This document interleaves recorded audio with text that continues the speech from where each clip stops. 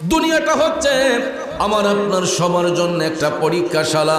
এই পরীক্ষাশালায় যারা অধ্যয়ন করবে, যারা নেক আমল করবে, যারা ঈমানি জিন্দেগি অতিবাহিত করবে, এরা দুনিয়া তো শান্তি পাবে, আখিরাতের মধ্যে তারা শান্তি পাবে।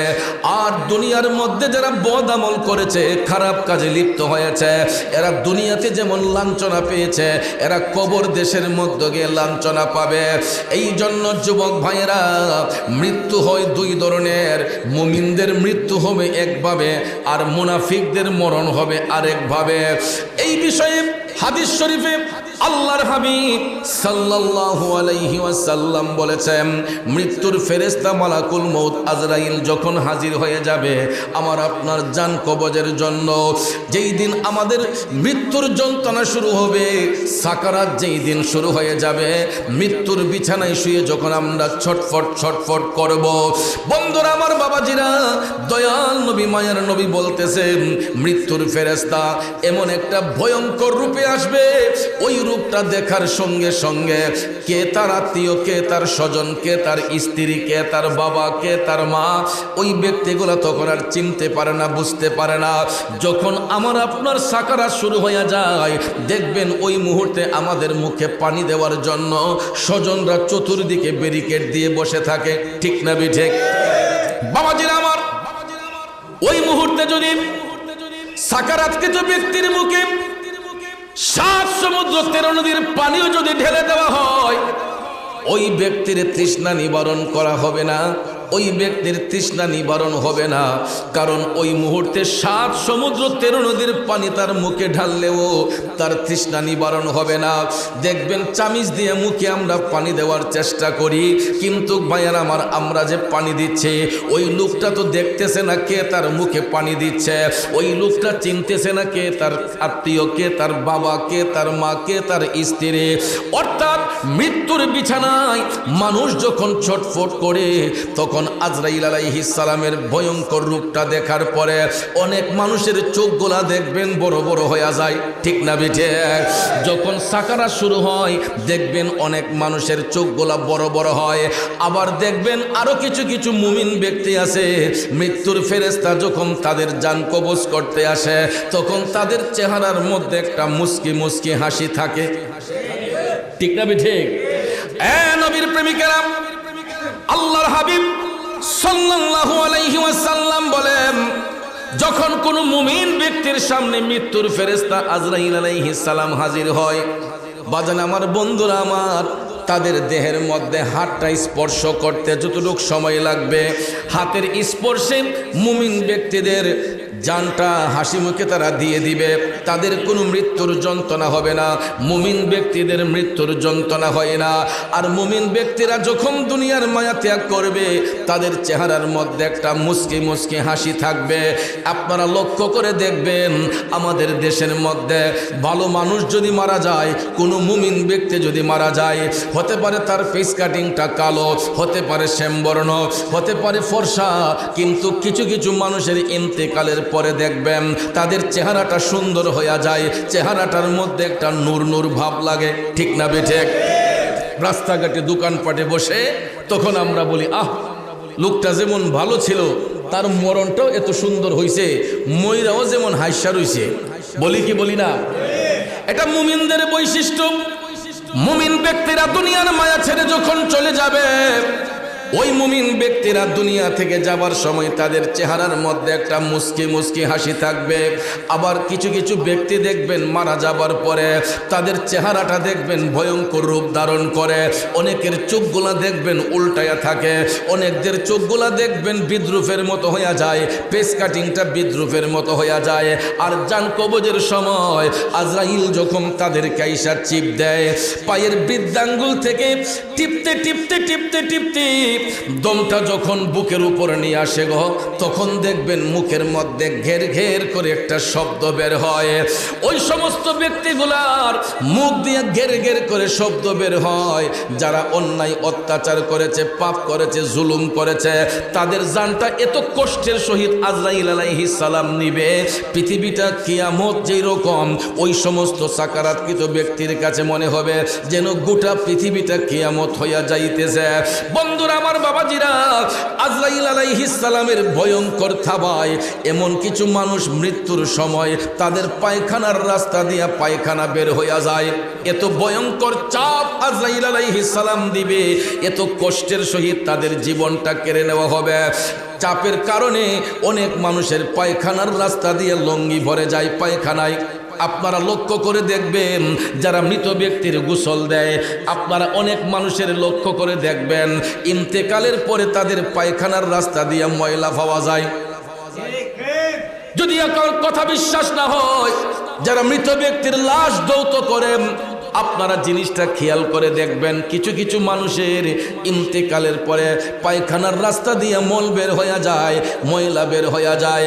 কারণ মৃত্যুর ফেরেশতা মালাকুল মউত আজরাইল এত ভয়ঙ্করভাবে থাবা দিবে, যার চেহারা দেখেই অনেকের পেশাব পায়খানা বের হয়ে যায়। কিন্তু মুমিন ব্যক্তিরা, ভালো মানুষগুলা যখন দুনিয়ার মায়া ত্যাগ করবে, এরা দেখবেন ইন্তেকালের পরে তাদের পায়খানার রাস্তা দিয়ে পায়খানা পাবেন না, কিন্তু তাদের চেহারার মধ্যে দেখবেন মুস্কি মুস্কি হাসি থাকে। কারণ বাজান আমার, বন্ধুরা আমার, আখিরাতের প্রথম ঘাঁটিটাই হইল কবর। আখিরাতের প্রথম ঘাঁটিটাই হলো কবর। এই কবরের ঘাটে যদি কেউ আটকা পড়ে যায়, অন্য কোনো ঘাট পার হওয়া তার পক্ষে সম্ভব হবে না। আর কবরের ঘাটটা যেই ব্যক্তি সহজে পার হইয়া যাবে, অন্য কোনো ঘাটের মধ্যে ওই ব্যক্তি আর আটকে থাকবে না। মুমিন ব্যক্তিরা হাসি দিয়ে যাওয়ার কারণ হলো এদের কবরের মধ্যে তাদের কোনো চিন্তা নাই। কারণ মুমিন ব্যক্তিরা কবরে যাবার পরে, প্রত্যেকটা মানুষ যখন কবরে যাবে তাদেরকে তিনটা প্রশ্ন করা হবে। কয়টা? কবরের প্রশ্ন কয়টা? এটা আমরা সবাই জানি, কবরের প্রশ্ন তিনটা। এর প্রথম প্রশ্নটাই হলো মান রাব্বুকা, তোমার রবকে। যদি মুমিন ব্যক্তি হয়, ওই ব্যক্তি হাসি মুখে বলবে রব্বি আল্লাহ, আমার রব আল্লাহ। ওমান দীনুকা, তোমার দিন কি? তখন মুমিন ব্যক্তি যদি হয়, ঠাস করে বলে ফেলবে দীনিয়াল ইসলাম, আমার দিন হলো ইসলাম। ভাইয়ার আমার, ওই মুহূর্তে রহমাতাল লিল আলামিন নূর নবীকে যার যার কবরের মধ্যে হাজির করা হবে। আল্লাহর হাবিব সাল্লাল্লাহু আলাইহি ওয়াসাল্লামকে দেখিয়ে বলা হবে ওমান হাজার রুজুল, তোমার রসুলকে, ওনাকে চিনতে পারো? মুমিন ব্যক্তি যদি হয়, তখন বলে ফেলবে হাজা মুহাম্মদ রাসূলুল্লাহ সাল্লাল্লাহু আলাইহি ওয়াসাল্লাম। মুমিন ব্যক্তি হলে আমার নবীর চেহারা মুবারক দেখার সাথে সাথেই নবীর প্রেমে ফানা হয়ে যাবে। এই তিনটা প্রশ্নের উত্তর যখন দিয়ে ফেলবে, তখন ভাইয়ের আমার, বন্ধুর আমার, ওই ব্যক্তির কবরটা সুখের হয়ে যায়। আমার আল্লাহ রহমতের ফেরেশতার মাধ্যমে ওই কবরটাকে নূরের মহল বানাইয়া দেয়। দুনিয়ার জমিন থেকে মুমিন ব্যক্তির যখন ইন্তেকাল হয়, এ দেওর এলাকার বাবাজিরা, মুমিন ব্যক্তিরা দুনিয়া ছেড়ে যাওয়ার পরে তাদের কবরটা 3.5 হাত থাকে না। হাদিস শরীফের মধ্যে মদিনার কামলিওয়ালা নবী, মায়ার নবী, দয়ার নবী বলেছেন, মুমিন ব্যক্তির ইন্তেকালের পরে তাদের কবরটা নূরের মহল হয়ে যায়। আফসোস হবে ওই সমস্ত জাহান্নামী লোকগুলার জন্য। কারণ জাহান্নামী লোকগুলা যখন দুনিয়া ছেড়ে যাবে, তাদের চেহারাটা বিকৃত হয়ে যাবে, তাদের চেহারার মধ্যে পরিবর্তন হয়ে যাবে, চোখগুলা বড় বড় হয়ে যাবে, বিদ্রুপের মতো হয়ে যাবে। ওই মুহূর্তে তাদেরকে কবরের মধ্যে পাঠাইবার পরেও প্রশ্ন যখন করা হবে তিনটা, একটা প্রশ্নের উত্তর তখন ওই জাহান্নামীরা দিতে পারবে না। তিনটা প্রশ্নের একটা উত্তর যখন দিতে পারবে না, তখন দুই পাশের মাটি এমনভাবে তাকে চাপ দিয়া ধরবে। হাদিস শরীফের মধ্যে আমার নবী কামলিওয়ালা বলেছেন, মুরগের হাড্ডিতে কামড় দিলে যেই রকম মর মর করে ভেঙে যায়, জাহান্নামী ব্যক্তিগুলোকে কবরে রাখার পরে দুই পাশের মাটি যখন চাপ দিবে, তাদের ডান পাজরের হাড্ডিগুলা বাম পাজরে চলে যাবে, বাম পাজরের হাড্ডিগুলো ডান পাজরে চলে আসবে। মর মর করে ধুলি করার মতো ধুলিসাৎ হয়ে যাবে। ওই জাহান্নামীদেরকে কবরে রাখার পরে তাদের কবর প্রশস্ত হবে না, বরঞ্চ দুই পাশের মাটি এমনভাবে তাদেরকে কবরের মধ্যে চাপ দিবে, মাটির চাপে এদের কবরের মধ্যে জাহান্নামের আগুন ধাউ ধাউ করে জ্বলবে। জুরে জুরে কন্যা নাউজুবিল্লাহ। তাহলে বলুন বাজান, আমরা কি কবরে শান্তি চাই না অশান্তি চাই? কবরটাকে শান্তি চাই নাকি অশান্তি চাই? আমার কমিটির ভাইয়েরা বলেছে হুজুর কবর হাসর সম্পর্কে দুই একটি কথা শোনাবেন। আসলে বাজান আমার বন্ধুরা, কবর হাসরের কথা বলতে গেলেই তো দয়াল নবী মায়ার নবীর প্রেমের কথা বের হয়ে যায়। কারণ আজকে কবরের সম্পর্কে আমরা যে আলোচনা পাইলাম, এটা পাইছি একমাত্র আমার নবীর কারণে, ঠিক না বেঠে? আল্লাহর হাবিব সাল্লাল্লাহু আলাইহি ওয়াসাল্লাম যখন মেরাজ শরীফের মধ্যে গিয়েছিলেন, আমার আল্লাহ তাআলা আপন হাবিবের জন্য জান্নাত জাহান্নামকে সুসজ্জিত করেছিলেন। জান্নাত জাহান্নামকে আল্লাহ তাআলা সুসজ্জিত করেছিলেন হাবিবকে দেখানোর জন্য। আল্লাহ রাব্বুল আলামিন আরশ কুরসি লৌহ কলম সব কিছু ফেরেশতাদের মাধ্যমে সাজাইয়া দিছে। বন্ধুরে, আমার মদিনার কামলিওয়ালা নবী মায়ার নবী দয়ার নবী যখন প্রথম আসমানের মধ্যে উত্তোলন হইলেন, প্রথম আসমানে যাইয়া মানব জাতির আদি পিতা বাবা আদম সফিউল্লাহর সাথে যেদিন সাক্ষাৎ হলো, আদম নবী সাক্ষাৎ পাওয়ার পরে তিনি মারহাবা জানাইয়া রসুলকে অভ্যর্থনা জানালেন। তারপরে আমার রসুলকে জান্নাত এবং জাহান্নাম দেখার আবদার করা হলো যে ওগো হাবিব, আপনার জন্য রব্বুল আলামিন জান্নাত এবং জাহান্নামকে সুসজ্জিত করেছেন। আপনি চাইলে আগে জান্নাত দেখতে পারেন, আপনি চাইলে আগে জাহান্নামটাও দেখতে পারেন। আমার মদিনার কামলিওয়ালা নবী দয়ার নবী ডাক দিয়ে বলতেছে, জিবরাইল, আমি জান্নাত দেখব, পরে আগে জাহান্নামের অবস্থা দেখতে চাই। নবী আমার জান্নাত পরে দেখবেন, জাহান্নামটা আগে দেখতে চাইলেন। আমার মদিনার কামলিওয়ালা নবী ডাক দিয়া কই, জিবরাইল, আমার উম্মতদেরকে জাহান্নামে কোন হালতের মধ্যে রাখা হয়, আমি আগে জাহান্নামের অবস্থাটা দেখতে চাই। জিবরাইল আলাইহিস সালাম আমার নবীজির পিছন পিছনে রসুল জাহান্নামের গেট দিয়ে প্রবেশ করলেন জাহান্নামটা দেখার জন্য। এ বন্ধু, জাহান্নামে প্রবেশ করার সাথে সাথে আমার রসুল দেখতে পাইলেন কিছু কিছু লোক দেখা যায়, এরা নিজের শরীরের গোশত নিজে চাবায়া চাবায়া খায়। নাউজুবিল্লাহ, কি বলবেন না? মদিনার কামলিওয়ালা নবী এই দৃশ্যটা দেখার সঙ্গে সঙ্গে টপ টপ করে চোখের পানি ছেড়ে কান্না শুরু করে দিলেন। ও জিবরাইল, এই লোকগুলা নিজের শরীরের গোশত নিজে চাবাইয়া খাচ্ছে। জিবরাইল রে, এরা কারা? জিবরাইল আলাইহিস সালাম ডাক দিয়া কয়, নবী গো, ইয়া রাসূলুল্লাহ, এরা আপনার উম্মতের মধ্যেই একদল লোক। নবী গো, এরা আপনার উম্মতের মধ্যেই একদল লোক। দুনিয়ার জমিনে এরা মানুষের হক নষ্ট করত, দুনিয়ার জমিনে এরা মানুষের সঙ্গে প্রতারণা করত, মানুষকে ঠকাইতো। ইয়া রাসূলুল্লাহ, ওই লোকগুলা এতিমের সম্পদ গ্রাস করত। আপনারা বলুন, এই প্রকৃতির লোক আমাদের সমাজে আছে না নাই?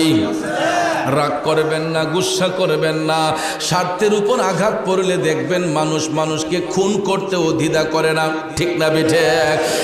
বাবাজিরা আমার, বন্ধুরা আমার, যারা জুলুম করে, নির্যাতন করে, মানুষের হক যারা নষ্ট করে, মানুষের সঙ্গে যারা প্রতারণা করে, এটা দুনিয়াতে করতে পারে, কিন্তু আখেরাতে তার পরিণতিটা আমার নবী দেখেছেন। জাহান্নামে ওই সমস্ত ব্যক্তিরা নিজের গোশত নিজে চাবাইয়া চাবাইয়া খায়। জাহান্নামে তাদের জন্য কোনো খাবার পণ্য রাখা হয় নাই। এই জন্য পেটের ক্ষুধায় নিজের শরীরের গোশত চাবাইয়া চাবাইয়া খাইয়া হাড্ডি বের করে ফেলবে। জিবরাইল কয়, নবী গো, আবার আল্লাহ তাআলা গোশত জয়েন দিবে, আবার খাইতে খাইতে হাড্ডি বের হয়ে যাবে। এই রকম ভাবে কিয়ামতের আগ পর্যন্ত, শেষ বিচারের আগ পর্যন্ত ওই জাহান্নামী ব্যক্তিগুলা তারা নিজের গোশত নিজে চাবাইয়া চাবাইয়া খাবে। জোরে জোরে কন্না নাউজুবিল্লাহ। বড় ভাইটা মারা গেলে, বড় ভাইটা মারা গেলে দুইটা তিনটা ভাতিজা, মেজু কাকা থাকে, ছোট কাকা থাকে, তখন দেখবেন বড় ভাই মারা যাবার 40 দিন পার হয় না, ভাতিজাদেরকে ডাক দিয়া কয়, অমুক পূবের চোখের জমিনটা কিন্তু তোর বাপ থাকতে এটা আমারে দিয়ে গেছি, ঠিক না বে ঠিক? অমুক বন্ধের জমিনটা আমার নামে ছিল, তোর আব্বা এটা জানতো, তোরা তো জানোস না। এরকম ভাবে দেখবেন বাতিজাদেরকে সম্পদ থেকে ঠকাইয়া ফেলে কিছু কিছু কাকা আছে, আসেনিও? আপনারা দেখবেন কিছু কিছু মানুষ আছে এতিমের সম্পদ গ্রাস করে, এতিমদের নাম দিয়ে টাকাই না, এই টাকা নিজে খেয়ে ফেলে। আছে না নাই? বন্ধুরা আমার, আলোচনার বিষয় ছিল অন্যদিকে। কমিটি আবদারে আমাকে বলল এই বিষয়ে কিছু কথা বলার জন্য, প্রসঙ্গ ঘুরিয়ে নিয়েছে। আপনাদের কি কোনো কষ্ট হচ্ছে বাজান? আল হাক্কু মুররুন, সত্য কথা তিতা লাগবে কিন্তু সত্যটা গ্রহণ করবেন। ও বাজান, শুধু তাই নয়, এই দৃশ্য দেখার পরে আমার মদিনার কামলিওয়ালা নবী, মায়ার নবী আরেকটু সামনে গেলেন। আরেকটু সামনে যাইয়া মদিনার কামলিওয়ালা নবী দেখতে পান আরো কিছু কিছু লোক দেখা যায়, তাদের পেট গোলা অনেক উঁচা উঁচা, পেটের চামড়া গোলা খুবই পাতলা, সাপ বিচ্ছু তাদের পেটের মধ্যে কিলকিল করতেছে। আমার দয়াল নবী টপ টপ করে চোখের পানি সাইরা কান্দে গো।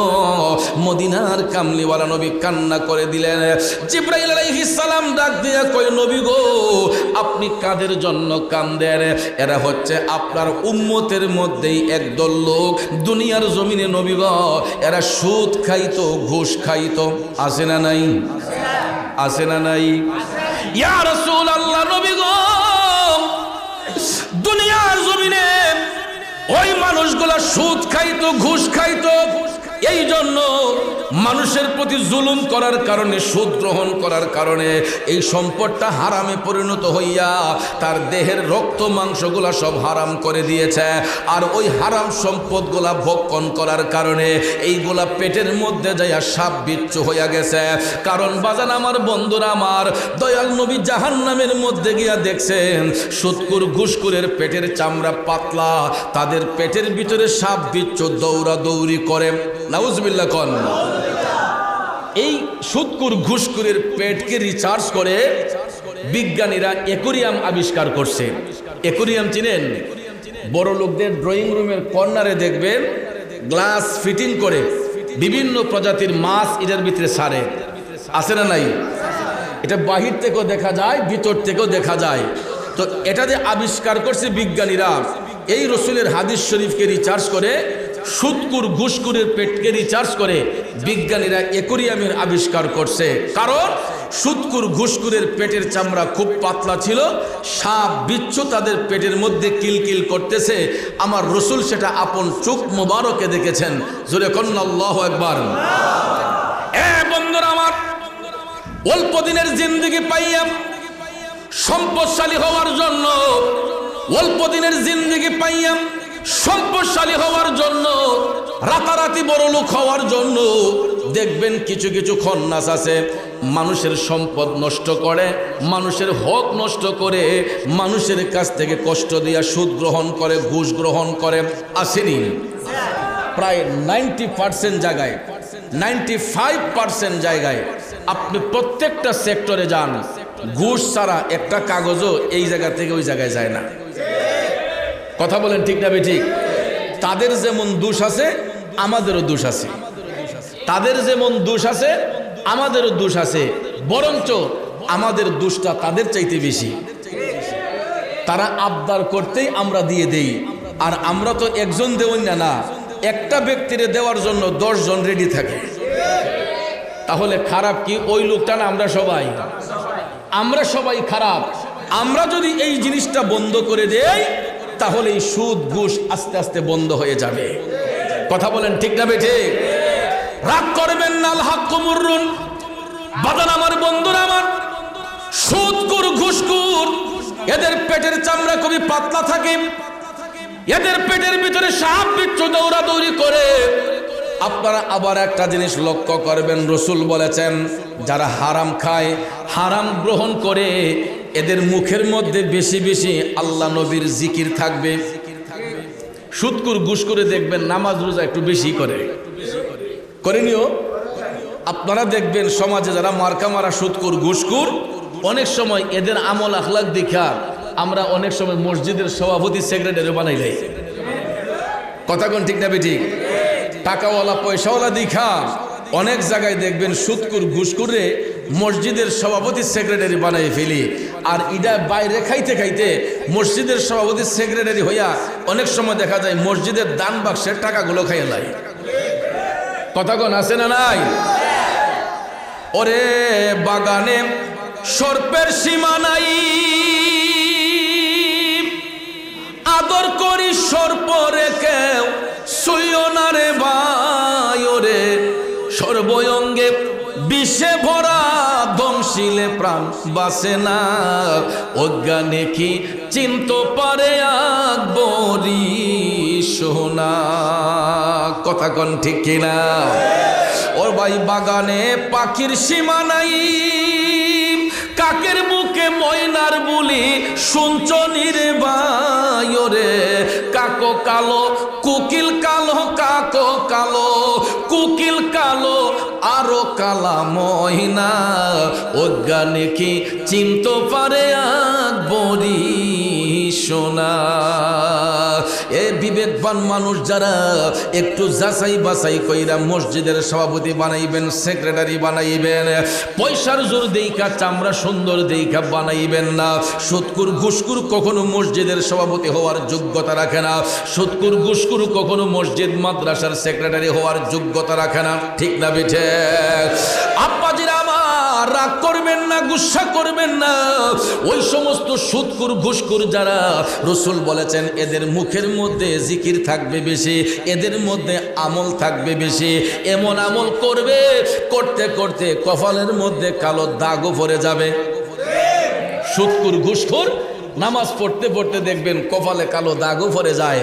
ভাইয়ার আমার, বন্ধুর আমার, এটারও একটা কারণ রসুল বলেছেন যে ওই ব্যক্তি হাসরের ময়দানে সবাই যখন নফসি নফসি বলে কান্না করবে, আমার আল্লাহ যেই দিন নেকি বদি ওজন করবে, তাহলে সুদকুর ঘুষকুর যে চোখের পানি সাইরা ইবাদত করছে, তার চোখের পানির বদৌলতে ওই ব্যক্তির আমলে যদি কোনো নেক ঠাই খাওয়া থাকে, এটা আমার আল্লাহ জমা রাখে। কি করে জমা রাখে? হাসরের ময়দানে যার কাছ থেকে সুদ গ্রহণ করছিল ওই ব্যক্তির গুনার পাল্লা যদি বাড়ি হয়ে যায়, ওই সুদকুর ঘুষকুরের নেক আমলটা ওই ব্যক্তির আল পাল্লায় দেওয়া হয়। যার কাছ থেকে সুদ গ্রহণ করেছিল, ওই ব্যক্তির প্রতি যে জুলুম করেছিল, তার নেকের পাল্লা তখন ভারী করে দেওয়া হয়। এই জন্য আমার বাবাজিরা, বন্ধুরা, সুদকুর ঘুষকুরদের ফলো করে দেখবেন এরা নামাজ পড়বে, রোজা রাখবে, এরা দেখবেন বেশি বেশি ওজিফা পড়বে, কিন্তু দেখবেন এরা সঙ্গে সঙ্গে আবার মিথ্যা কথাও বলে ফেলে। আছে না নাই?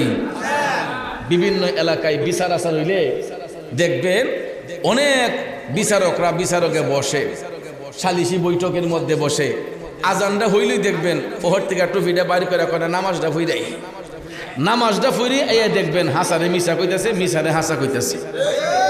আছে না নাই?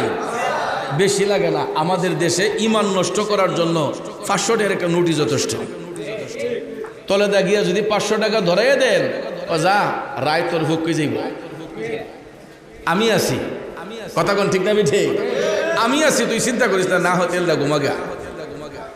এইরকম ভাবে সাদাকে সাদা বলার লোক নাই, কালোকে কালো বলার লোক নাই, সত্যকে মিথ্যা বানায়, মিথ্যাকে সত্য বানায় যারা, ওই সমস্ত ব্যক্তিগুলা জাহান্নামের মধ্যে পতিত হয়ে যায়। আর সুদখোর ঘুষখোর যারা, তাদের পেটের চামড়া পাতলা হয়, পেটগুলা বড় বড় হয়। রসুল বলেছেন এদের পেটের মধ্যে সাপ বিচ্ছু কিলকিল করতেছে। আর জিব্রাইল ফেরেশতা রসুলকে ডাক দিয়া বললেন, নবী গো, সুদখোর ঘুষখোরের পেটের মধ্যে যেই সাপে কামড়াইতেছে, এই একটা সাপ যদি দুনিয়াতে বের হইয়া কালো শ্বাস মারে, নবী গো, এই সুদখোর ঘুষখোরের পেটের সাপগুলা যদি দুনিয়াতে বের হইয়া একটা কালো শ্বাস মারে, এই সাপের বিষে গোটা পৃথিবীটা অন্ধকার হইয়া যায়। জোরে জোরে কন্যা নাউজুবিল্লাহ। বাজান, সুদখোর ঘুষখোরের পেটে যেই সাপ, একটা সাপ বের হইয়া যদি কালো একটা শ্বাস মারে, জিব্রাইল ফেরেশতা বলতেছে, ইয়া রাসূলুল্লাহ, গোটা পৃথিবীটা অন্ধকার হয়ে যাবে। কিন্তু ওই সুদখোর ঘুষখোরের পেটের মধ্যে কিয়ামত পর্যন্ত এই 20 দর সাপগুলা কামড়াইতে থাকবে, কিয়ামত সংগঠিত হওয়ার আগ পর্যন্ত। এখন বলুন, আমরা হারাম খাইব না ছাড়ব? ও মিয়া, রিজিকের মালিক কে? জুলে বলেন, রিজিকের মালিক কে? গত কয়েক বছর আগে যে করোনা মহামারী গেছে, আমরা ডরাইয়া নাইয়ের গোড়াত মুসরা মারছে, না জানি মইরা জায়গা। কিন্তু যত ভয় পাইছি না কেন, আমাদের ঘরে কি খাবারের কোনো কমতি ছিল? বলেন, কারো ঘরে রিজিক কম ছিল? মহামারী করোনা যে গেছে তখন মানুষ আরো বেশি বেশি বালা খাইছে না? মিথ্যা বললাম? রিজিকের মালিককে হারাম খাইয়া রিজিক বাড়াবো, এই হারাম খাইয়া রিজিক বাড়াইলে এটা তো হালাল হয় না, এটা রক্ত মাংসগুলাকে হারাম করে ফেলে। এই জন্য 3 বেলা না খাইয়া প্রয়োজন হলে 1 বেলা খাবো, তারপরে যাতে আমাদের খাবারটা হালাল হয়। হালাল রুজি যারা উপার্জন করবে, হালাল রিজিক যারা ভক্ষণ করবে, ওই ব্যক্তির শরীরের রক্ত মাংসগুলোও আল্লাহর জিকির করে, শরীরের পশমগুলোও মৌলার জিকিরে ফানা হয়। এই জন্য দেখবেন ওই মুমিন ব্যক্তিরা দুনিয়া ছেড়ে যাবার পরে তাদের কবরটাও শান্তির হয়। ঠিক না ঠিক?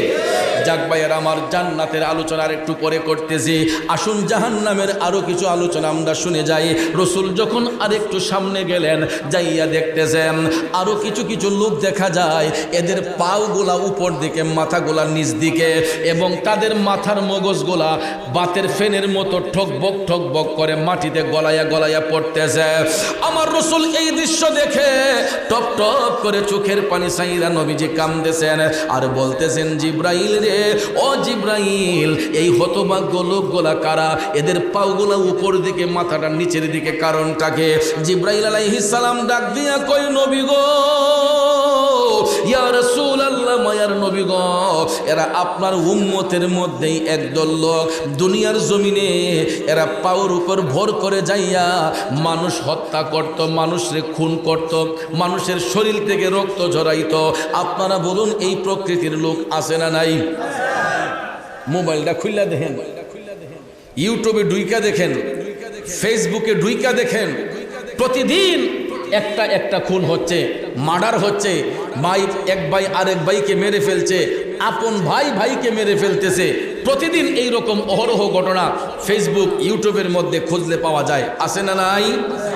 আমার যুবক বন্ধুরা, একটু মনোযোগ, লম্বা কথা বলবো না। দয়াল নবী দেখতে পাইলেন কিছু কিছু মানুষের পাওগুলা উপর দিকে, মাথাটা নিচের দিকে।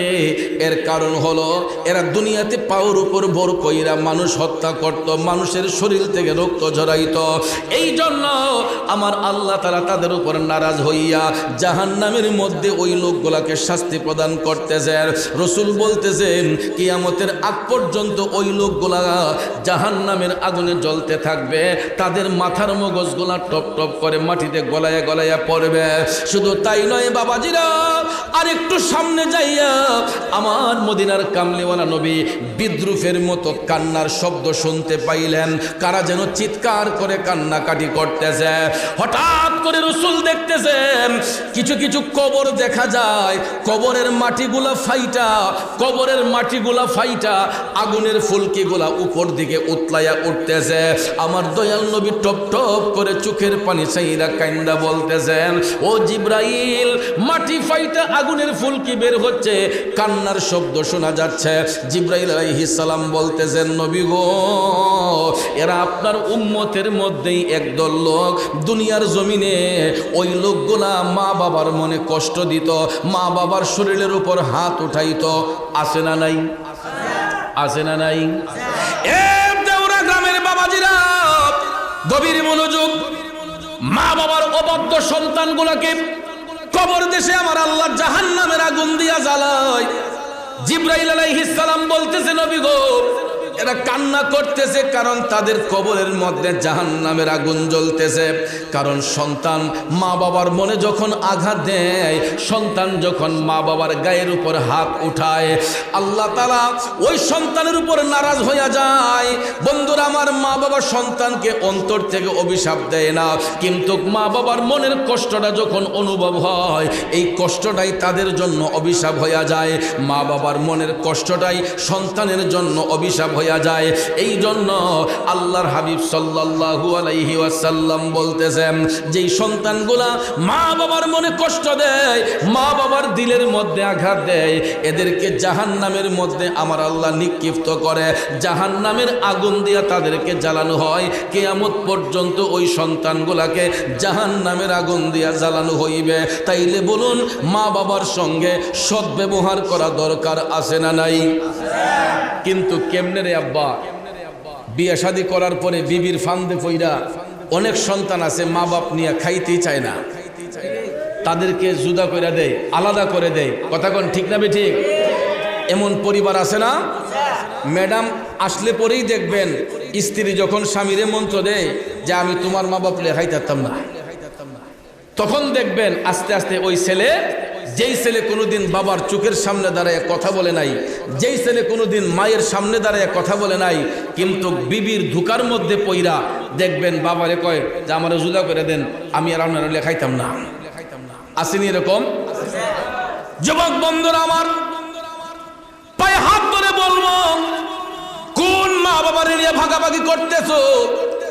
যেই বাবা নিজের মুখে খাবার না দিয়া তুমি সন্তানরে খাওয়াইলো, যেই মা নিজের মুখের খাবারটা সন্তানের মুখে তুইলা দিল, আজকে উপযুক্ত হইয়া সাবালক হইয়া রোজগারি হইয়া আমরা মা বাবারে নিয়ে ভাগাভাগি করতেছি। হাদিস শরীফে আমার মদিনার কামলিওয়ালা নবী বলেছেন, মৃত্যুর আগের দিন পর্যন্ত কোনো সন্তান যদি মা বাবার গোলামি করে, ওই মা বাবার ঋণ পৃথিবীর কোনো সন্তান কোনো টাকা পয়সা সম্পদ দিয়া শোধ করতে পারবে না। আওয়াজ করে বলুন ঠিক না বেঠে? এই জন্য কবি বলেছেন, ও মায়ের একদার দুধের দাম কাটিয়া গায়ের চাম, একদার দুধের দাম, মায়ের একদার দুধের দাম কাটিয়া গায়ের চাম, পাপোশ বানাইয়া ঋণের সুদ হবে না, এমন দরদি ভবে কেউ হবে না আমার মা গো। কথা বলেন ঠিক কিনা বন্ধু? পৃথিবীর সমস্ত ধন সম্পদ টাকা পয়সা যদি এক পাল্লায় রাখা হয়, মা দুঃখিনীর একটা ফোঁটা দুধ যদি এক পাল্লায় রাখা হয়, আমার মদিনার কামলিওয়ালা নবী বলেছেন ওই মায়ের একটা ফোঁটা দুধের পাল্লাই বাড়ি হইয়া যাইব। আর পৃথিবীর সন্তানগুলা সমস্ত সময় সর্বসময় মায়ের কাছে ঋণী হইয়া থাকে। সব ঋণ শোধ করতে পারলেও মায়ের ঋণ পৃথিবীর কোনো জিনিস দিয়া শোধ করা যায় না। এই একটা ঘটনা আপনাদেরকে বলি। ওই মায়ের দুধের ঋণ শোধ করার চেষ্টা করেছিলেন একজন আল্লাহর ওলি, যিনি মায়ের সেবা করে আল্লাহর ওলি হয়েছেন। ওনার নাম হচ্ছে হযরতে শেখ ফরিদ রহমাতুল্লাহ আলাইহি। জুড়ে কন্না আল্লাহু আকবার। শেখ ফরিদের জীবনী পড়ে দেখলাম উনি একজন মা ভক্ত সন্তান ছিলেন। ভাইয়ের আমার, বন্ধুরা আমার, শেখ ফরিদ একজন ব্যবসায়ী মানুষ ছিলেন। আল্লাহর হাবিব সবচেয়ে বেশি পছন্দ করতেন ব্যবসা। ব্যবসাকে রাসূল পছন্দ করতেন। এই জন্য আমার নবীর সুন্নতকে ধরে রাখার জন্য শেখ ফরিদ রিজিকের তালাশ করার জন্য তিনি ব্যবসা বাণিজ্য করতেন।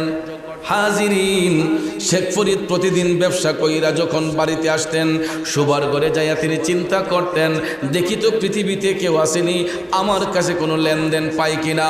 তিনি অনেকক্ষণ চিন্তা ভাবনা করে দেখতেন, জানা মতো সবার ঋণ পরিশোধ করা, কেউ তার কাছে কোনো টাকা পয়সা পায় না।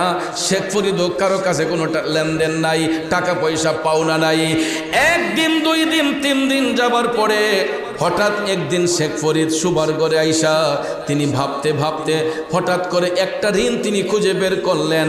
আমি তো ছোট্টবেলায় আমার মায়ের স্তন থেকে দুধ পান করেছে, আমি শেখ ফরিদ ছোট্টবেলায় তো আমার মায়ের স্তন থেকে দুধ পান করেছে, আমি তো আমার মায়ের কাছে ঋণী হয়ে আসি,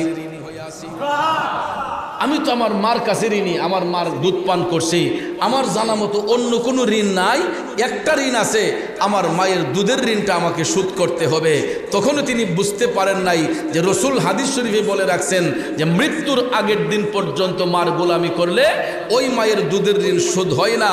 এটা না জানার কারণে শেখ ফরিদ তিনি মার কি কাছে দুধের দাবি নেওয়ার জন্য সারাটা রাত বিছানার মধ্যে ঘুমান নাই, ছটফট করতেছেন। দেখবেন টেনশন যখন থাকে, ঘুমের ট্যাবলেট খাইলেও ঘুম আসে না, ঠিক না বেঠিক? মানুষ যখন চিন্তাযুক্ত হয়, টেনশন যুক্ত হয়, তখন দেখবেন ঘুমের বড়ি খাইলেও চোখের মধ্যে আর ঘুম আসে না। কথা বলেন ঠিক কিনা? শেখ ফরিদ সারাটা রাত বিছানার মধ্যে ছটফট করতেছেন। দেওরা গ্রামের বাবাজিরা, সারাটা রাত শেখ ফরিদ বিছানাটার মধ্যে ছটফট করতেছেন। কোন সময় সকাল হবে, কোন সময় তিনি মার কাছে যাইয়া দুধের আবদার পরিশোধ করার জন্য, দুধের ঋণ শোধ করার জন্য আবদার করবে। দেখা যায় রাত যখন যাইতে লাগলো, যাইতে যাইতে যাইতে যখন ফজরের ওয়াক্ত শুরু হয়ে গেল, মুয়াজ্জিন সাহেব আজানের ধ্বনি দিয়ে বলতেছেন, আসসালাতু খায়রুম মিনান নাওম।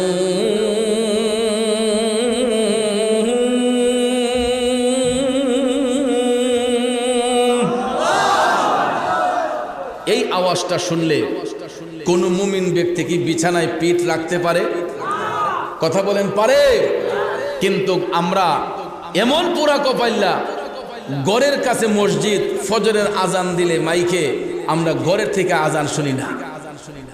এমন ঘুম আমাদের চোখের মধ্যে। আর মুমিন ব্যক্তি যারা হয়, এরা 7 রাইতের জাগ না হলেও যখন ফজরের টাইমে বলা হয় আসসালাতু খায়রুম মিনান নাওম, কোন মুমিন ব্যক্তি আর বিছানায় পিঠ রাখতে পারে না। কথা কোন ঠিক না বেঠে? আব্বাজির আমার, গভীর মনোযোগ, মনোযোগ।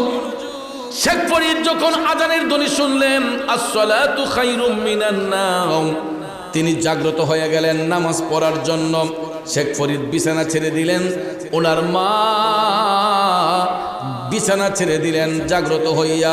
মা অজু সহকারে নামাজের মুসল্লায়, শেখ ফরিদ মসজিদ মধ্যে চলে গেলেন নামাজ পড়ার জন্য। ফজরের নামাজ যখন শেষ হয়ে গেল, ফজরের নামাজ যখন শেষ হয়ে গেছে গো, শেখ ফরিদ শিশির ভেজা সকালে তিনি আস্তে আস্তে বাড়ির মধ্যে প্রবেশ কইরা মার শিয়রে যাইয়া দেখে ফজরের নামাজ পড়িয়া দরদি মা বৈশা বৈশা কোরআন তেলাওয়াত করতেছে। কি করতেছে? কোরআন তেলাওয়াত করতেছে। বর্তমানে কি কোরআন তেলাওয়াতের রেওয়াজ আমাদের সমাজে চালু আছে? অনেক পরিবারে নাই, হাতে গোনা কয়েকটা পরিবার। আর না হলে এখন আর এই দৃশ্য দেখা যায় না। আমরা যখন ছোট্ট ছিলাম, আজ থেকে প্রায় 30 বছর আগের কথা বলতেছি, আজ থেকে প্রায় 30 বছর আগের কথা বলতেছি। যখন ছোট্ট ছিলাম, আমরা যখন মক্তবে যাইতাম, তখন দেখতাম আমাদের গ্রামের বাড়ির লম্বা উঠান ছিল। বড় চাচা, মেজু চাচা, ছোটো চাচা ফজরের নামাজ পড়ে তারা চাটি বিছাইয়া উঠানের মধ্যে বৈশা কোরআন তেলাওয়াত করতেন। আমাদের মা চাচিরা তারা ফজরের নামাজ পড়ে ঘরে বৈশা তারা কোরআন তেলাওয়াত করতেন। ঠিক না ঠিক? নবীর প্রেমিকেরা, ওই যুগটা বড় ভালো একটা যুগ ছিল রে। যেই যুগের মধ্যে মানুষের তাকওয়া মজবুত ছিল, যেই যুগের মধ্যে মানুষের আমল মজবুত ছিল। কিন্তু এই ডিজিটাল যুগের মধ্যে আইসা আমরা মানুষগুলা সব ডিজিটাল হয়ে গেছি। ডিজিটাল যুগে আইসা আমরা মানুষগুলা এখন ডিজিটাল হয়ে গেছি। দিন দিন ইমানের শক্তি বাড়ার কথা, কিন্তু আমাদের ইমানের পাওয়ার কমতেছে। যুগ যত ডেভেলপ হচ্ছে, আমাদের ইমান আকীদা আস্তে আস্তে নষ্ট হচ্ছে। কথা কোন ঠিক কিনা? এটার কারণ হলো, আগে সকালবেলা মা চাচিরা ফজরের নামাজ পড়ে কোরআন তেলাওয়াত করে ঘর বাড়ি ঝাড়ু দিয়া বিসমিল্লাহ বইলা চুলার মধ্যে আগুন দিছে। তাদের এই বরকতি হাতের নাস্তা পানি খাইয়া আমাদের বাপ চাচারা অফিস আদালতে ক্ষেত খামারে কাজে গেছে। কথা কোন ঠিক না ঠিক? আর এখন রেডিমেড নাস্তা খাইয়া আমাদের শরীরের মধ্যে রোগ ব্যাধি দেখা দিতেছে। এই ফার্ম অয়েল খাইয়া, সয়াবিন খাইয়া, এরপরে কিয়ার আউজুবিল্লাহ বিসমিল্লাহ। সকালবেলা দেখবেন রেডিমেড নাস্তা, অনেকে এখন ঘরে নাস্তা বানায় না, ঘরের সামনেই দোকান, হোটেল থেকে নাস্তা কিনাই না খাইয়া দেখবেন গ্যাস্ট্রিকের ব্যথা, ডাইনে গোতায় বামে গোতায়। কথা কোন ঠিক কিনা? বাজান আমার, বন্ধুর আমার, আস্তে আস্তে পেটের সমস্যা হয়, লিভার সিরোসিস হয়, লিভারের প্রবলেম হয়। একটাই কারণ হলো ওই খাবারগুলো হালালভাবে আসতেছে না। যদি আমরা টাকা দিয়ে আনতেছি, কিন্তু ইরা বানাইতে গিয়া বিসমিল্লাহ আউজুবিল্লাহ বলা হয় নাই। কথা কোন ঠিক না ঠিক? পাক পবিত্রতা নাই, আমল নাই, আখলাক নাই, যেই কারণে এই খাবারগুলো আমাদের শরীরের মধ্যে গিয়া পুষ্টি যোগায় না, আস্তে আস্তে ক্ষতির দিকে ধাবিত করে। আপনাদেরকে রাগ করতেছেন? আমার বাবাজিরা, মা চাচিরা ফজরের নামাজ পড়ে কোরআন তেলাওয়াত করে ঘর বাড়ি ঝাড়ু দিয়া বিসমিল্লাহ বলে চুলায় আগুন দিছে রে। কিন্তু বর্তমান জামানার মধ্যে সকালবেলা যদি কোনো পাড়া মহল্লা দিয়া যাওয়া যায়, অনেক ঘরের দরজাই খোলা হয় না, জানলা খোলা হয় না, ঘরের দরজা বন্ধ থাকে, জানালা বন্ধ থাকে। ওই ঘরের মধ্যে কিভাবে রহমত হবে, ওই ঘরের মধ্যে কিভাবে রহমত প্রবেশ করবে? কারণ আমরা নবীর সুন্নাহকে মানি না। কারণ হাদিস শরীফের মধ্যে রাসূল বলেছেন, ফজরের নামাজ পড়ার সাথে সাথে তোমরা ঘরের দরজা জানালাগুলো সব খুলে দাও, ওপেন করে দাও। এটা মনে রাখবেন, ফজরের নামাজ পড়া ঘরের দরজা জানালা সব কিছু খুলে দিবেন। কারণ ওই মুহূর্তে রহমতের হাওয়া ঘরের মধ্যে প্রবেশ করে। সকালবেলার হাওয়াটা, ঠিক না ঠিক? এটারও কারণ আছে। কারণটা কি জানেন? এশারের নামাজ পড়া মুমিন ব্যক্তিরা যখন ঘুমের ঘরে যায়, এশারের নামাজ পড়া মুমিন ব্যক্তিরা যখন ঘুমের মধ্যে যায়, তখন আল্লাহ তাআলা একদল ফেরেশতা পাঠান, ওই মুমিনদের শিয়রে দাঁড়াইয়া এরা সারা রাত জিকির করে। এই জন্য মুমিন ব্যক্তির ঘুমটাও একটা ইবাদত। মুমিন ব্যক্তির কি? ঘুমটাও একটা ইবাদত। ওই মুমিন ব্যক্তি এশারের নামাজ পড়ে ফজরের আগ পর্যন্ত যতক্ষণ ঘুমের ঘরে থাকবে, আল্লাহ তাআলা একদল ফেরেশতা নিয়োজিত করেন তাদের শিয়রে দাঁড়াইয়া জিকির করার জন্য। যখন ফজরের আজান যখন হয়ে যায়, ওই ফেরেশতাদেরকে ছুটি প্রদান করা হয়। এরা তাদের ডিউটি শেষ করে এরা যখন তাদের পালক ঝাড়া দিয়ে যায়, তখন তাদের পালকের ঝাড়ায় গোটা পৃথিবীটা শীতল হয়ে যায়। এই জন্য আপনারা লক্ষ্য করে দেখবেন, ফজরের টাইমে যত গরমের তাপই থাকুক না কেন, ফজরের সময় দেখবেন শরীরের মধ্যে একটা হিমেল হাওয়া বইতে থাকে, ঠিক না ঠিক? এই জন্য রাসূল বলেছেন যে ফজরের টাইমে সকালবেলা ভোরবেলা তোমরা ঘরের দরজা জানালা সব কিছু খুলে দাও। ওই বাতাসটা ঘরের মধ্যে প্রবেশ করলে কলেরা রোগ বেমার আর ওই ঘরে আসবে না। কিন্তু আমরা সকালবেলা কি করি? ঘরের দরজা জানালা আরো বেশি বেশি করে বন্ধ রাখি। ভাইয়ারা আমার, বন্ধুরা আমার, নামাজ পড়তে চাই না, কোরআন তেলাওয়াত করতে চাই না, তাহলে কিভাবে আল্লাহর রহমত আমাদের ঘরে প্রবেশ করবে? কষ্ট হচ্ছে আপনাদের? বলতেছিলাম কি, শেখ ফরিদের মা ফজরের নামাজ পড়ে কোরআন শরীফ তেলাওয়াত করতেছেন। বাবাজিরা আমার, বন্ধুরা আমার, কোরআন শরীফ তেলাওয়াত করতেছেন। শেখ ফরিদ মায়ের শিয়রের মধ্যে দাঁড়াই আছেন। হঠাৎ করে মা যখন বুঝতে পারলেন শেখ ফরিদ মায়ের শিয়রে দাঁড়ানো, তখন মা কোরআন তেলাওয়াত স্টপ করে দিয়া পিছন ফিরে তাকাইয়া দেখে গো, শেখ ফরিদের চোখ দুইটা আগুনের মতো লাল হয়ে আছে। মা ডাক দিয়া কয়, শেখ ফরিদ, কিরে বাজান, রাতে কি বিছানায় ঘুমাস নাই? তোর চোখ দুইটা আগুনের মতো লাল হয়ে আছে কেন? কারণ সন্তানের চেহারার দিকে তাকাইলে মা বুঝতে পারে সন্তানের ব্যথাটা কি, ঠিক না বেঠে? বাবাজিরা আমার, বন্ধুরা আমার, মা যখন ডাক দিয়ে কয়, শেখ ফরিদ, তোর চেহারাটা কেমন কেমন লাগতেছে, কিরে শেখ ফরিদ, রাতে কি ঘুমাস নাই? শেখ ফরিদ ডাক দিয়ে কয়, মা, ও দরদি মা, আপনি ঠিকই বলেছেন, তুমি ঠিকই বলেছো গো মা, আমি সারাটা রাত ঘুমাই নাই। মাগো, তোমার দোয়ার বরকতে তোমার সন্তান শেখ ফরিদের কাছে আজও পর্যন্ত কোনো মানুষের কোনো লেনদেন নাই। আমি জানা মতো সবার ঋণ পরিশোধ করে দিয়েছে, তবে একটা ঋণ আমার বাকি আছে গো মা। মা তখনও বুঝতে পারে নাই। ডাক দিয়া কয়, জাদুমণি শেখ ফরিদ, কি ঋণ বাকি আছে? শেখ ফরিদ ডাক দিয়া কয়, মা, আমি ছোট্টবেলায় যখন আমি অবুঝ ছিলাম, শিশু ছিলাম, তোমার স্তন থেকে আমি দুধ পান করেছি, তোমার স্তন থেকে আমি দুধ পান করেছি। মা, এখন তো আমি রোজগারি হয়েছি, টাকাওয়ালা হয়েছে, আমাকে আল্লাহ সম্পদশালী বানাইছে।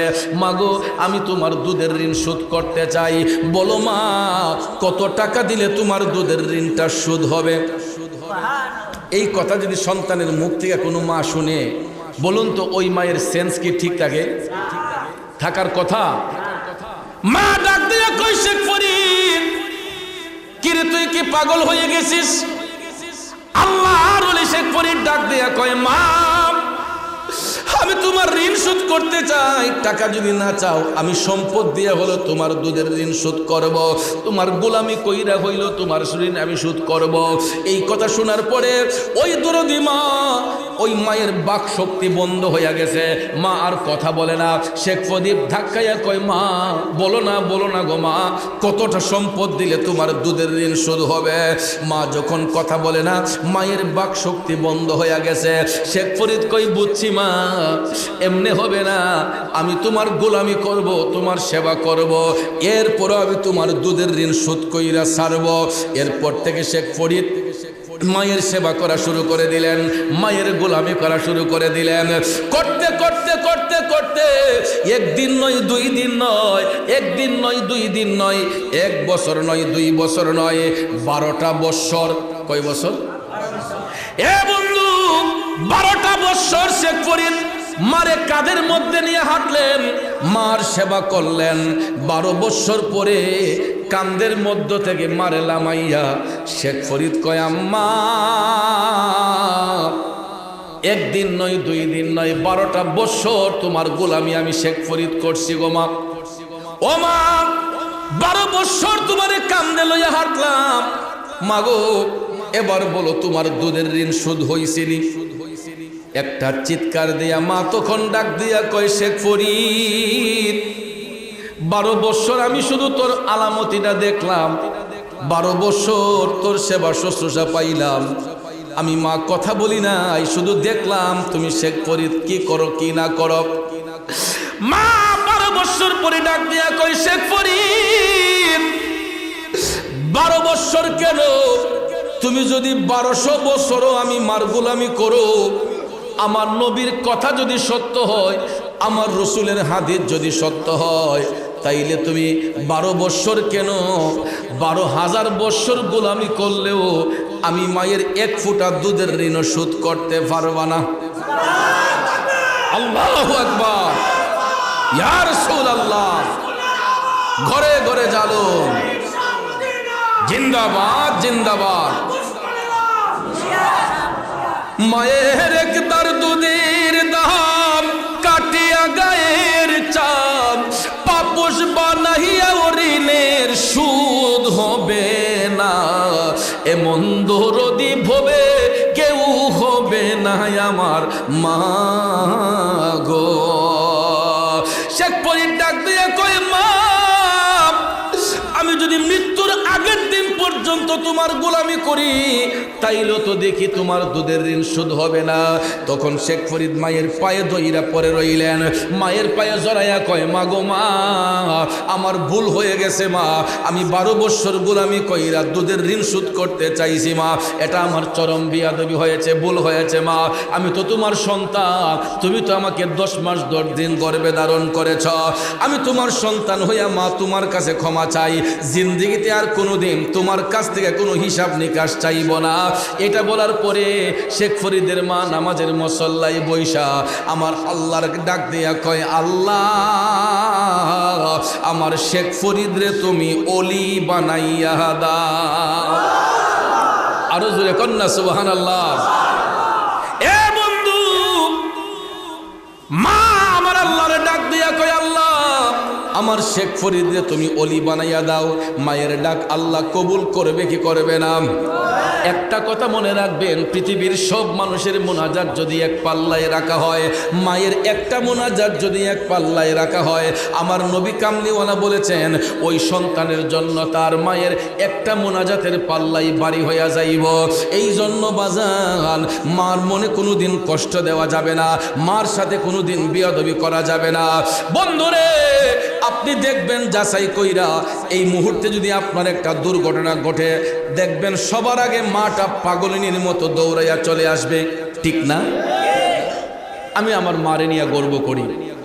সব মাহফিলে আমাকে বিভিন্ন জায়গা থেকে টেলিফোন দিয়ে অনেক ভাইয়েরা আমার সঙ্গে কথাবার্তা বলে, হুজুর আপনার আলোচনার মধ্যে শুনি আপনি মার কথা বলেন, আপনি মা প্রেমিক সন্তান। আসলে ভাইয়েরা আমার এটা গর্বের সহিত বলি। কেন? আমরা 4 ভাই 2 বোন, আমরা মা প্রেমিক সন্তান। এখনো আমার বাবা মারা গিয়েছেন প্রায় 26 বছর উপরে, এখন পর্যন্ত আমরা আমাদের মার অনুমতি ছাড়া একটা কদম দেই না। কারণ কথাগুলো তো রেকর্ড হচ্ছে, কোনোদিন মার কানে পৌঁছাবে।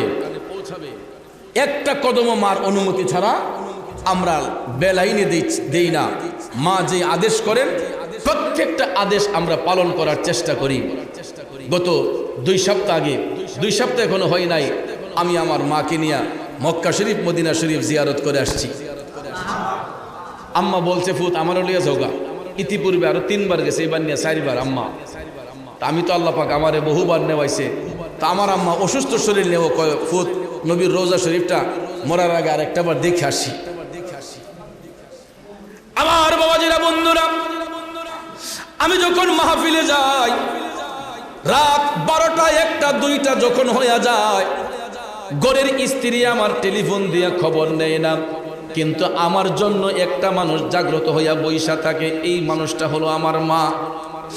1টা 1:30টা যখন বাজে, প্রায় সময় মোবাইলের মধ্যে রিংটোনের শব্দ শুনতে পাই। এত রাতে কে আমার খবর নেওয়ার জন্য রিংটোন বাজাইলো? তাকাইয়া দেখি আম্মা। আমি সালামটা দিয়া যদি বলি আম্মা গো, কি গো মা, এখনো কি ঘুমান নাই গো আম্মা? আম্মা ডাক দেয়া কই ফুত, কেন যেন তোমার জন্য একটু টেনশন লাগে।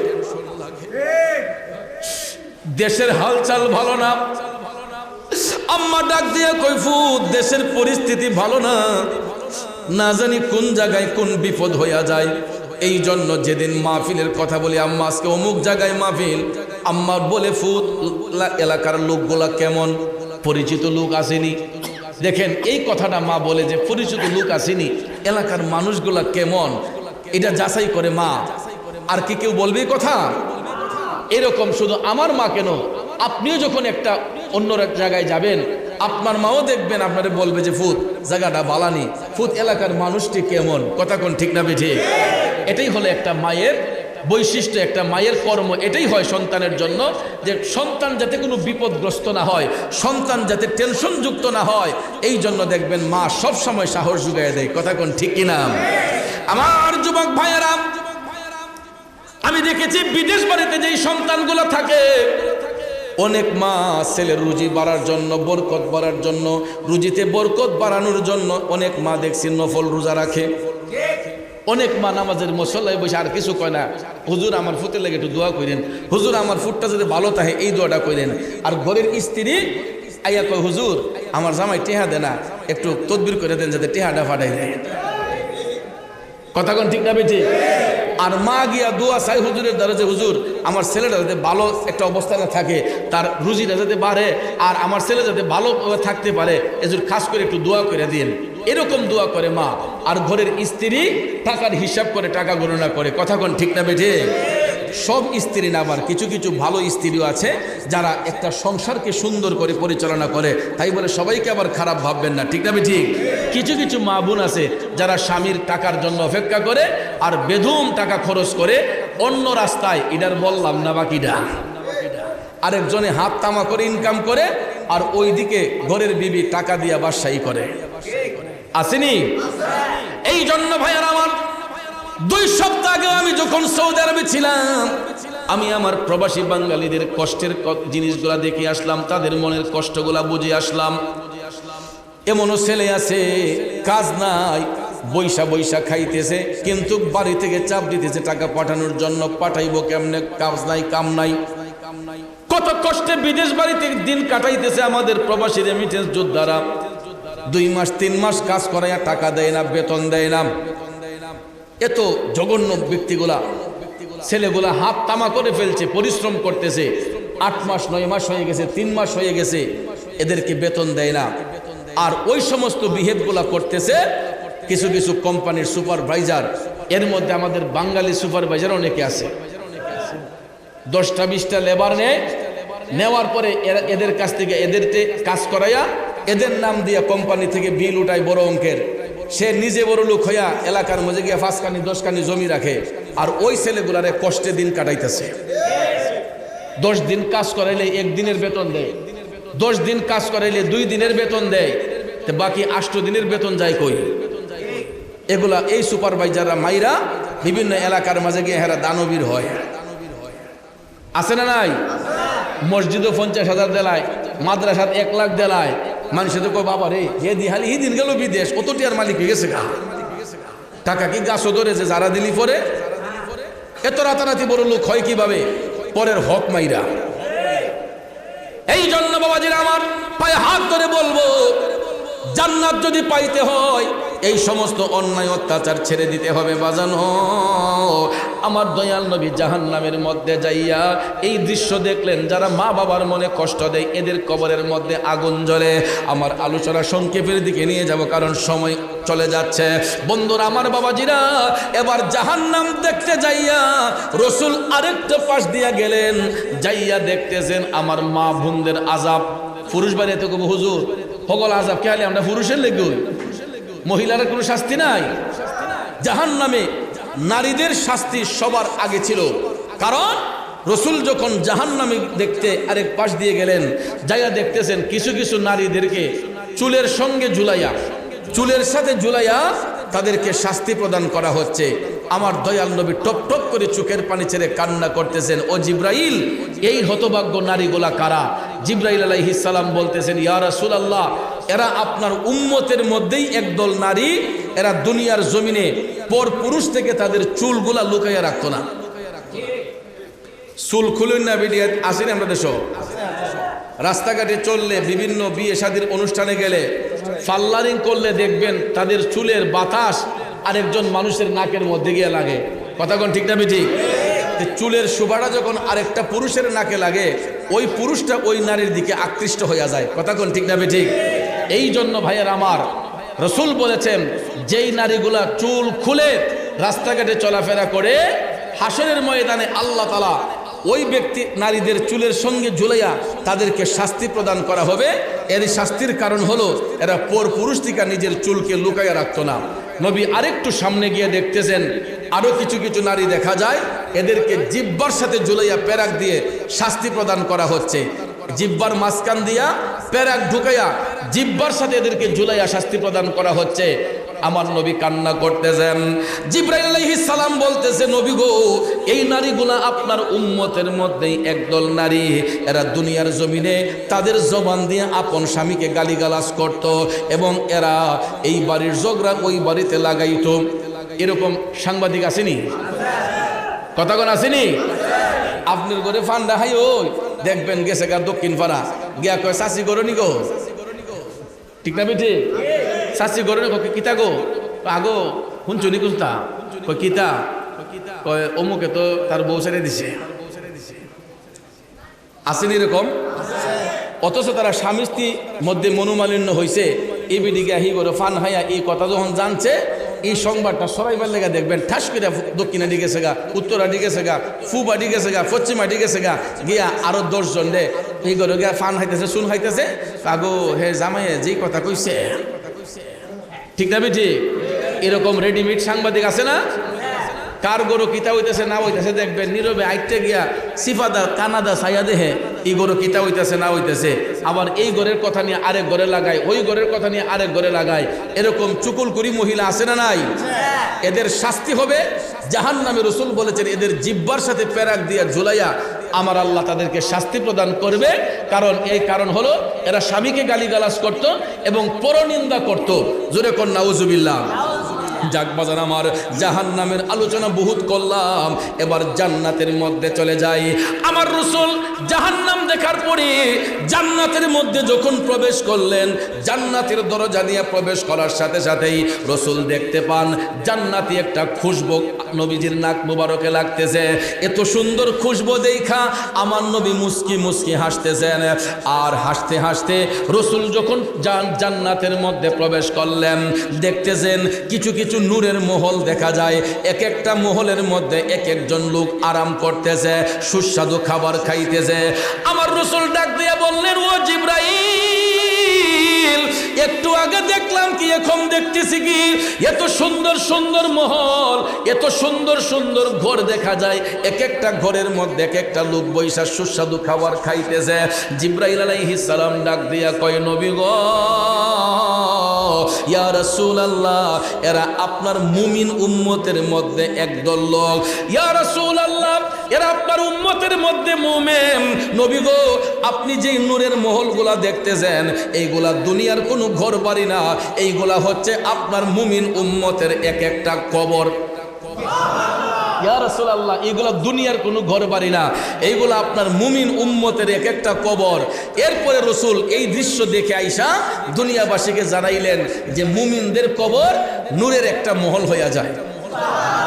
এটা 3.5 হাত থাকে না। আমরা যদিও 3.5 হাত কবরে মুমিনদেরকে দাফন করে আসি, 40 কদম দূরে আসার সাথে সাথেই আমার আল্লাহ রহমতের ফেরেশতা পাঠাইয়া মুমিন ব্যক্তির কবরটাকে 70 গজ প্রসারিত করে এক একটা মুমিনের কবর এক একটা জান্নাতের মহল হইয়া যায়। এই জন্য মুমিন ব্যক্তিরা কবরের মধ্যে জিন্দা থাকে, এরা আরামায়েশ করে, খাবার দাবার খায়, সেখানে নেক আমল করে, কিয়ামত পর্যন্ত মুমিনদের কবরে তারা জিন্দা অবস্থায় বসবাস করবে। সুবহানাল্লাহ বলেন। এই কারণে কোনো আল্লাহর ওলি দুনিয়া থেকে যাবার পরে আমরা দেখবেন তাদের মাজার শরীফের জায়গাটা একটু বড় পরিসরে করি না?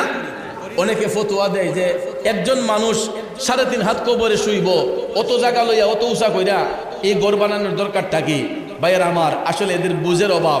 কারণ মুমিন ব্যক্তি যারা হয়, যারা আল্লাহর বন্ধু হয়, যারা আল্লাহর ওলি হয়, এদের কবরটা 70 গজ প্রসারিত হইয়া নূরের মহল হইয়া যায়। এই জন্য আমরা দুনিয়াবাসীরা নবীজির এই হাদিস শরীফ রিসার্চ কইরা আল্লাহর ওলিগণ ওফাতের পরে তাদের কবরের জায়গাটা, মাজার শরীফের জায়গাটা আমরা একটু বড় পরিসরে করি, কারণ তারা তো আল্লাহর বন্ধু, ঠিক না বেঠিক? আল্লাহর ওলি। এই জন্য ভাইয়েরা আমার, বন্ধুরা আমার রসুল বলছেন মুমিন ব্যক্তিদের কবরটা নূরের মহল হইয়া যায়। যেই কারণে আমরা অলিদেরকে ভালোবাসা তাদের ওফাতের পরে তাদের মাজার শরীফের জায়গাটা একটু বড় করে রাখি। কথা কোন ঠিক না ঠিক? কিন্তু ভাইয়েরা আমার, বন্ধুরা আমার, আল্লাহর অলিগণ এরা হচ্ছে আসমানের পিলার। এই যে দেখেন টিনের চাল দেওয়া হয়েছে, পিলারটি যদি না থাকতো, এই চালটা ঠিক লইলে, তাইলে আমরা তো দেখতেছি আসমানটা ঝুল্লা রয়েছে, যে এই আসমানের তো কোনো খুঁটি নাই, কিন্তু আসমানেরও পালা আছে। আসমানের পালা হচ্ছেন নেককার সালেহীন বান্দাগণ। আর নাইলে এই জমিনের মধ্যে আমরা যেরকম জুলুম করি, পাপ করি, অন্যায় করি, আমাদের পাপের কারণে এই জমিন কবি ধ্বংস হইয়া যাইতো, ঠিক না ঠিক? একমাত্র এই জমিনে আল্লাহর অলিগণ বিচরণ করতেছেন বিদায় আমার আল্লাহ এখনো দুনিয়াটারে টিকাইয়া রাখছে। নবীর প্রেমিকারা, শুধু তাই নয়, আল্লাহর হাবিব জান্নাত দেখতে যাইয়া আর একটু সামনে গিয়া দেখতেছেন বিশাল বিশাল এক একটা এলাকা দেখা যায়, বিশাল বিশাল এক একটা বাড়ি দেখা যায়। ইয়া রাসূলুল্লাহ, আমার নবী দেখতেছেন বিশাল বিশাল বাড়ি দেখা যায়, এক একজন পুরুষ আর 70 জন বেহেশতে হুর গেলমা এক একটা পুরুষের সঙ্গে। সুবহানাল্লাহ কোন। এই বাড়িগুলোতে শুধু একজন পুরুষ আর 70 জন বেহেশতি হুর তাদের সঙ্গে। আমার রসুল দিকে মুস্কি হাসতেছেন। জিবরাইল আলাইহিস সালাম বলতেছে, ইয়া রাসূলুল্লাহ, আপনি যেই ঘরগুলা দেখতেছেন আর এক একজন পুরুষের সাথে 70 জন বেহেশতি হুর দেখতেছেন, নবী গো, এরা আপনার উম্মতের মধ্যেই একদল মুমিন ব্যক্তি, যারা দুনিয়ার মধ্য থেকে তাদের যৌবনটারে হেফাজত করছে। কি হেফাজত করছে? যৌবন হেফাজত করছে। কোনো বেড়ির দিকে চাইছে না, চোখ আতারে ফাতারে গেছে না, জিনা বেবিচারে লিপ্ত হইছে না, চোখটাকে সবসময় নম্র রাখছে, অবনত রাখছে। এই জন্য রসুল বলতেছে, জিবরাইল বলতেছে, ইয়া রাসূলুল্লাহ, যৌবনটাকে হেফাজত করার কারণে, যৌবনের হেফাজত করার কারণে পুরস্কার হিসেবে আল্লাহ তাআলা ওই সমস্ত জান্নাতি পুরুষদেরকে বেহেশতের 70 জন রমণী দান করছে। এরা তাদের সেবা করবে কিয়ামত সংগঠিত হওয়ার আগ পর্যন্ত। তাহলে ভাইয়ের আমার, আপনারা বলুন, জান্নাত চাই না জাহান্নাম চাই? তো জান্নাতের মধ্যে যাইতে হলে আমাদের নেক আমল করার দরকার আছে না নাই? তাহলে আজকের পর থেকে কেউ নামাজ কাজা করব? রোজা কাজা করবেন? আমরা নামাজ পড়ব না ছাড়বো? জোরে বলেন, পড়ব না ছাড়বো? আজকে দেখা যায় অনেক মানুষ হাট বাজারে বসে থাকে, আজান হওয়া সত্ত্বেও দোকানপাটে বসে থাকে। তাইলে ওয়াজ শুনে লাভ হইল কি? এই জন্য আমি পায়ে হাত ধরে বলবো, যেখানেই থাকেন, যে অবস্থায় থাকেন, ওয়াক্ত মোতাবেক নামাজ পড়তে হবে, ওয়াক্ত মোতাবেক নামাজ পড়তে হবে, হালাল রিজিক বক্ষণ করতে হবে। আর সব সময় কবরের কথা চিন্তা করবেন, দুনিয়াটার কথা বেশি চিন্তা করেন না। দুনিয়াটা ক্ষণস্থায়ী। দুনিয়ার যতদিন থাকবেন, সকালে ঘুম থেকে উঠার পরে আল্লাহর কাছে বলবেন, আল্লাহ, এই দিনটাই মনে হয় আমার জীবনের শেষ দিন, এই দিনটাই মনে হয় আমার জীবনের শেষ দিন। রসুল বলেছেন, যেই ব্যক্তি দৈনিক 40 বার মরণের কথা স্মরণ করে, ওই ব্যক্তি জীবনে কোনোদিন পাপ কাজ করতে পারে না। যেই ব্যক্তি দৈনিক 40 বার লোকটা যে মারা যাবে এই কথাটা স্মরণ করলে, আমার রসুল বলছেন, ওই ব্যক্তিটা কখনো সে ঈমান হারা হয়ে মরবে না। তাই ঈমানের সহিত যে দুনিয়া থেকে বিদায় হবে। এই জন্য ভাইয়ার আমার আল্লাহকে ভয় করতে হবে, কেননা আল্লাহ বলেছেন মিনহা খালাকনাকুম ওয়া ফিহা নুঈদুকুম ওয়া মিনহা নুখরিজুকুম তারাতান উখরা। আল্লাহ কয় বান্দা আমি যেখান থেকে তোমাদেরকে সৃষ্টি করেছি আবার সেখানেই পাঠাবো, শেষ বিচারে ওই জায়গা থেকে উত্তোলন করব। কাজেই বাহাদুরি কইরা সলচাতুরি কইরা কোনো লাভ নাই বাজান। আল্লাহকে ভয় করতে হবে, আল্লাহর সন্তুষ্টি অর্জন করতে হবে নেক আমলের মাধ্যমে। তাহলে বলুন আমরা আজকের পর থেকে নামাজ ছাড়বো? আমরা 5 ওয়াক্ত নামাজ পড়ব, হালাল রিজিক খাবো, হারাম ব্যবসায় যাব না, আমরা কারো ক্ষতি করব না, আমরা সৎ পথে থাকবো। আল্লাহ রাব্বুল আলামিন যেন আমাদের সবাইকে যেন নেক আমলের সহিত সৎ পথে পরিচালিত করেন। আমরা সবাই বলি আমিন। আসুন নবীকে সালাম দিয়ে আমরা একটু জিকির করব, তারপরে ইনশাল্লাহ মোনাজাতের মাধ্যমে সবাই বাড়িতে যাব। ফেরেশতোं की सलामी देने वाले फौज पढ़ते थे, सैयदा हजरत माँ आमिना सुनते थे तो आवाज आती थी या नबी सलाम अलैका या रसूल सलाम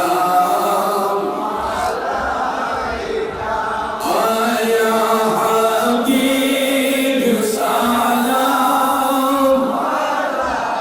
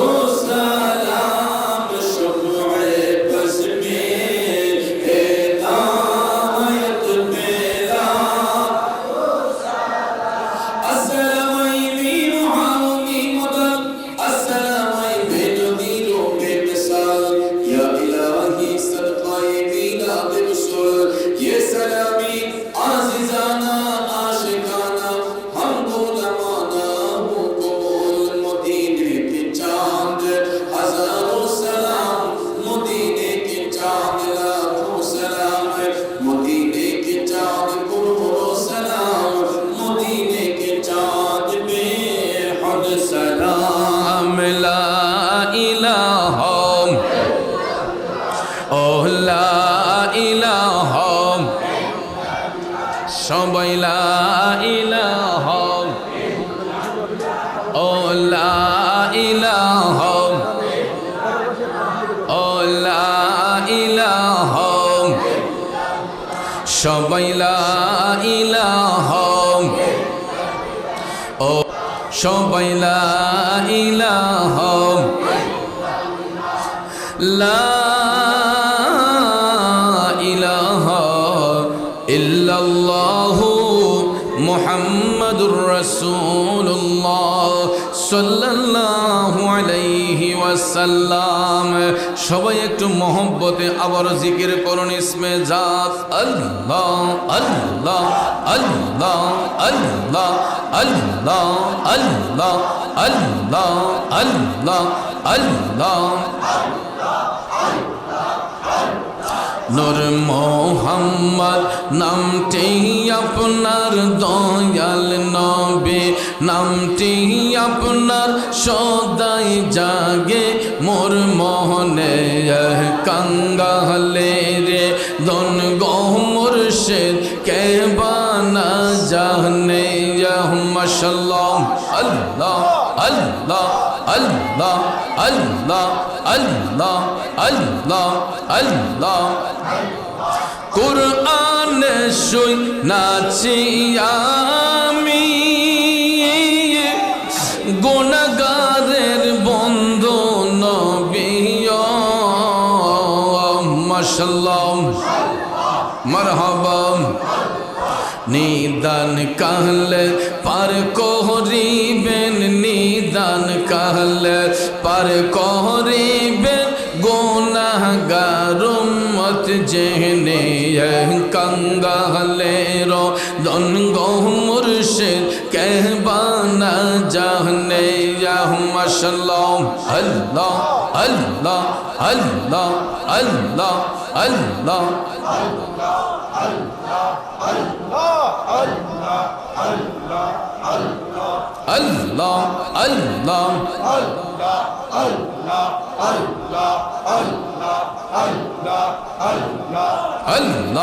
अल्लाह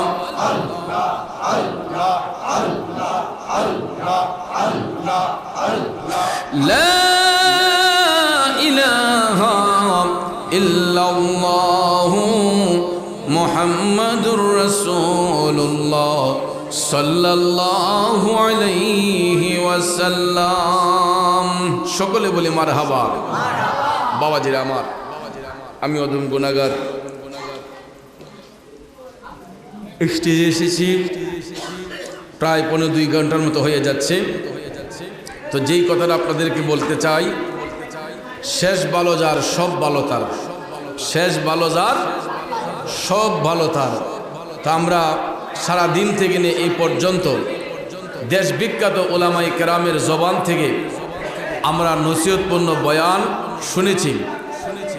ভাই সাহেব, আপনি কোনো কথা বলবেন, আমি লাইন ধরাবো, আমি ধরাবো লাইন, আপনি আসে পারেন লাইন ফরে আর বহুত ফরে ধরবো, আমি ধরাইতেছি ইনশাল্লাহ।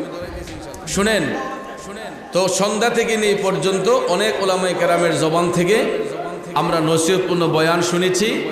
তো এখন বয়ান শুনতে শুনতে রাত প্রায় 1:45টার কাছাকাছি, কিছুক্ষণের মধ্যেই সময় আরো গত হয়ে যাবে, আমরাও চলে যাব, সবাই যার যার অবস্থানে চলে যাব। কিন্তু যাবার আগে কমিটির ভাইয়েরা আমাদের জন্য তাবারুকের ব্যবস্থা রাখছে আলহামদুলিল্লাহ। এখন বিরিয়ানির গন্ধটা আমি পাইছি, কিন্তু খাইছি না হনো। তো গন্ধটা বুঝছি এটা গরুর গোশতের বিরিয়ানি না, ও গরুর গোশতের বিরিয়ানি। আমি গন্ধটা ভাইয়া ভাবছি, কারণ গরুর গোশত দিয়া বিরিয়ানি করলে এটার গ্যারান্ডই আরেক জাত হয়, ঠিক না বেঠিক? তো যাক আলহামদুলিল্লাহ, রিজিক যদি তাহে এহত ফুটলা ফামু আমিও আপনারা লোকে। এখন বাবাজি, আগামী বছর কি বিরিয়ানি কি গরু দই হইতো নাকি জিলাপি আমু? হ্যাঁ, দিন দিন কি প্রমোশন বাড়ে না কমে? চাকরিজীবী দেখবেন চাকরি করতে করতে র্যাঙ্ক আস্তে আস্তে বাড়ে। তো নবীর গোলামরা মাহফিল করতে করতে তাবারুক হয়তো এইবার যত দেখছি হোক সামনে তো এক দেখছি বাড়ানোর কথা, কমার কথা না, ঠিক না ঠিক? তাহলে আগামী বছর আমরা এই মাহফিল হোক চাই কি চাই না? কেটা কেটা চাই না দুই হাত তুলে দেখাই। ওই দেখ আরে আমার মুরব্বী চাচা ও খুব চালাক মানুষ, 8টা তুললে বেটা মাথা আবার হাজানো শুরু করছে। হ্যাঁ ও আজকালের বেটা না তো এলাকা চালাক, বুঝছে না? দেখ আলহামদুলিল্লাহ। না বুঝলে যদি বুঝছে না দেখেন তো আলহামদুলিল্লাহ, আর যদি বুঝা কোনে হন আগামী বছর মাহফিল হোক কারা কারা চাই? নারায়ে তাকবীর, নারায়ে রিসালাত, আহলে সুন্নাত ওয়াল জামাত, সুন্নি মহাসম্মেলন। হাত নামান।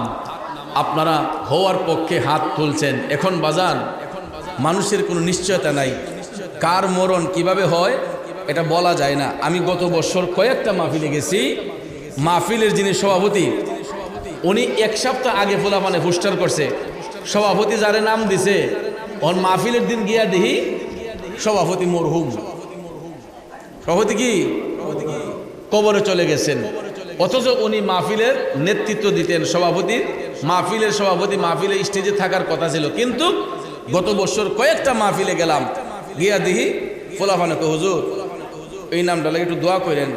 হ্যাঁ পোস্টার হয়ে গেছে গা, কিন্তু পোস্টারের নামের মানুষটা কি কবরে চলে গেছে। তো এই জন্য বাজান আমরা হয়তো আজকে মুখ দিয়ে বলে যাব, হয়তো এটা দেওয়ার আগেই আমার আপনার মরণ হইতে পারে, যেহেতু আজকে এই কবর হাসর নিয়ে এবং এই ইহকাল পরকাল নিয়ে কয়েকটা কথা আমি অল্প জ্ঞানে বলছি। তো এটার সুবাদে আমি আপনাদের বিনয়ের সহিত বলবো, কারণ দানের হাত প্রসারিত করলে সম্পদ পবিত্র হয়, সম্পদ বৃদ্ধি হয়। আমরা বুকারা মনে করি যে আল্লাহর রাস্তায় দান করলে বা কেউরে কিছু দিলে আমরা নিয়ে কমবে নিজাগা, কিন্তু বাজান কখনো এটা মনে করবেন না যে আমাদের কমবে, কারণ বরকত বাড়ায় দেওয়ার মালিককে আল্লাহ। এই জন্য হাতটা সবসময় খোলা রাখবেন। আমার আব্বাও কইতো ফুট হাত মুট করো না, মুট করলে তো যে ডিলিয়ে করছো ইডিওই ইহান থেকে যাইবো আর আসতো না। আর হাত যদি খোলা থাকে ঈদের মাঝে যাইবো আবার আইবো, যাইবো আইবো, ঈদের নামে হচ্ছে জিন্দিগি। কথা কোন ঠিক না ঠিক? এই জিন্দিগির ভিতরেই বন্দেগি করতে হইব। তো এই জন্য আমরা আগামী বছর মাহফিলটাকে সুন্দর করার জন্য আমার বাগিনা সুজন মিয়া আমাকে